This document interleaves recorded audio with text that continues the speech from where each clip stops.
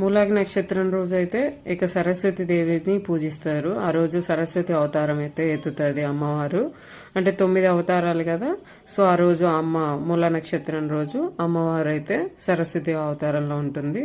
Next వచ్చేసరికి ఇక నా ఇంటి వ్లాగ్స్. ఫస్ట్ వచ్చేసరికి రంగోలీ, తర్వాత వచ్చేసరికి సరస్వతి దేవి అవతారం అన్నప్పుడు ఇక మేము లెక్చరర్ని కాబట్టి కంపల్సరీగా నేను బుక్ అయితే పూజ చేసుకోవాలి కదా. ఎందుకంటే ఆయుధ పూజ రోజు ఎవరికైతే ఆయుధాలు అనేవి ఉంటాయో వాళ్ళు ఆ రోజు పూజ అయితే చేస్తారు.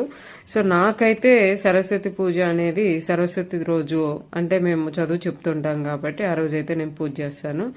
సో నెక్స్ట్ వైట్ కలర్ ఉండాలి కాబట్టి ఆ రోజు అయితే పాయసం అయితే చేశాను. ఇంకా పాయసం చేసుకున్న తర్వాత ధూపదీప నైవేద్యాలు అయితే కంప్లీట్ చేసుకున్నాను. ఇంకోటి కొంతమంది అడిగారు కుంకుమ పూజ చెయ్యరా అని. సో కుంకుమ పూజ చేయడానికి ఫస్ట్ నుంచి నేను చేయలేదు, కొన్ని ప్రాబ్లం అయితే వచ్చింది, అందుకని నేను కుంకుమ పూజ అయితే చేయట్లేదు. మాక్సిమం రెగ్యులర్గా అయితే గుడికి అయితే వెళ్తున్నాను. సో మీకోసం ఇదిగోండి అమ్మవారిని అయితే తీశాను వీడియో, ఈరోజు దర్శనం చేసుకుంటారని. సో కొంతమంది మంత్రాలు రాని వాళ్ళు ఏం చదువుకోవాలి అంటే జస్ట్ ఒకే ఒక వర్డ్ అండి, ఓం శ్రీ మాత్రే నమః అని కానీ మీరు తలుచుకుంటే సరిపోతుంది. ఆ రోజు నేను బ్యాంగిల్స్ అయితే వేసుకున్నాను. ఇవి నా బ్యాంగిల్స్ ఎలా ఉన్నాయో ఒకసారి చెప్పండి.